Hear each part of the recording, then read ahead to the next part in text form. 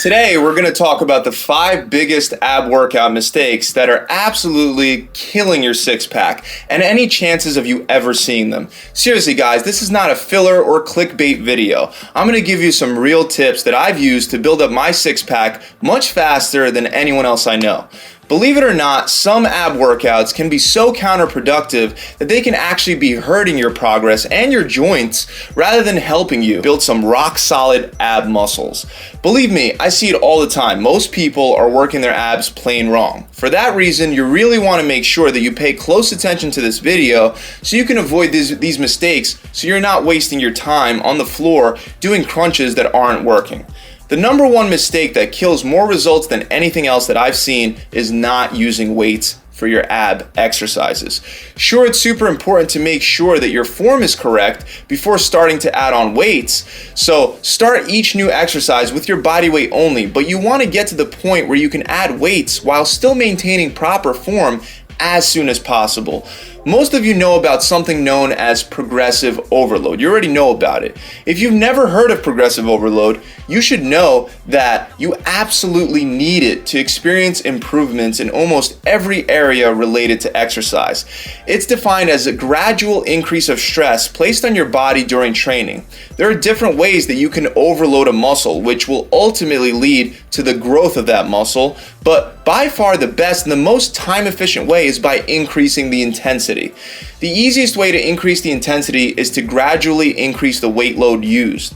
Most people know this, but for some reason they apply it to every other muscle in their body except their abs. I very rarely see anyone at the gym doing weighted crunches or weighted planks or weighted leg raises, but I constantly see people doing all these exercises with no weight.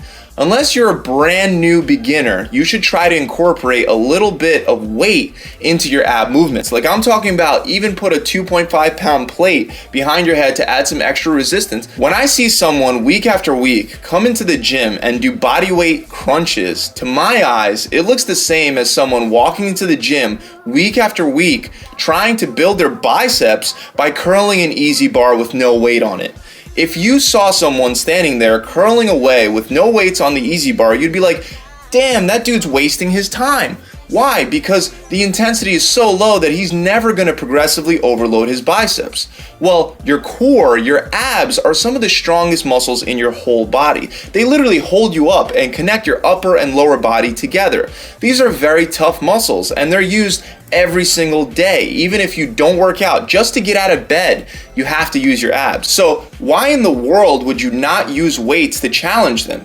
In order to see your abs, it's not just about cutting body fat, it's also about building up those muscles so your abs can pop out. And the most effective and efficient way to do that is by using weights for your ab exercises. So instead of doing regular crunches, take a plate and put it behind your head. Instead of doing regular leg raises, put a dumbbell between your feet and do it that way. And instead of doing planks for 2 or 3 minutes, put a weight on your back, on your lower back, and do it for only 45 seconds. And like I said, when you're first starting out, you can start with as light as a 2.5 pound plate. It doesn't have to be super heavy. The point is to progress over time with the weight load. The bottom line is that you want to shoot for about 8 to 10 reps with a heavy weight load for your abs. And once you start doing the 10 reps easily, you want to up your weight. The second biggest mistake that I see is sticking to too short of a range of motion for your ab exercises. Everyone knows the most common ab exercise is crunches on the floor. The problem is that you're not stretching your ab muscles very much at all with crunches on the floor. And the negative stretch portion of the movement is the part of the movement that actually breaks down the muscle so it can actually heal stronger. So you should take every opportunity that you can to increase your range of motion for your ab exercises. For example, if you have a way in your gym to do decline crunches, you're taking a floor crunch with a range of motion of less than 90 degrees and increasing it to a decline crunch with a range of motion of over 120 degrees. That's going to lead to a lot more breakdown of your ab muscles during the eccentric or the negative portion of that movement. A decline bench is not the only way to increase your range of motion. You can also use a stability ball or a Bosu ball to increase your range of motion. Stability ball crunches, when done correctly, are about 1,000,000 times more effective than regular crunches on the floor. The third mistake that's super common is a mistake related to form. Whenever you do ab exercises, you want to focus on trunk flexion rather than hip or neck flexion. Most people do their crunches by pulling on their head and their neck up and down, when really the proper way to do crunches is by lifting your shoulder blades up off the ground. When you lift your shoulder blades off the ground, you incorporate trunk flexion. When you're just pulling on your neck, you're hurting yourself and simply working on cervical or neck flexion, which is obviously not going to build the abs.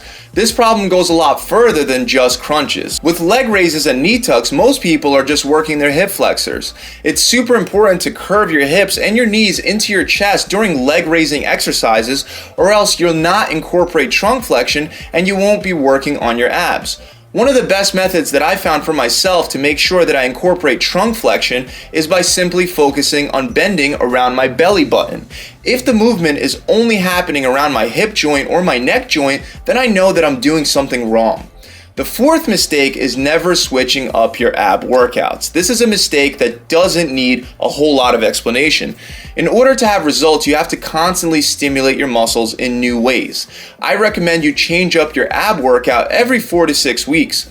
Of course, every ab workout will still have some form of crunching or leg raising in the workout, but you can just change up how you do it. So 1 month you might be doing crunches on a stability ball, the next month you'll be doing crunches on a Bosu ball. It might not sound like that big of a change, but these tiny changes are absolutely necessary to always stimulate your ab muscles in new ways.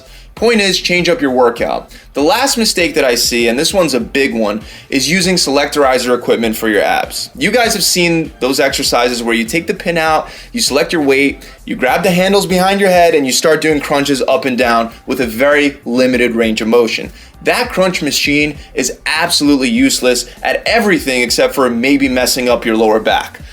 How about the machine where you put your knees inside in between the two pads and you just twist side to side for your obliques, right? That's another one that's completely useless. Stay away from all ab machines that don't have a free range of motion. They're a complete waste of your time. In general, you're going to be way better off using free weights and things like stability balls than any machine that costs thousands of dollars. So to summarize real quick, number 1, start using weights for most of your ab exercises. Number 2, increase the range of motion with benches, stability balls, pads, and many other creative ways. Number 3, ensure trunk flexion by focusing on bending around your belly button. And for all crunch movements, focus on your shoulder blades elevating off the ground.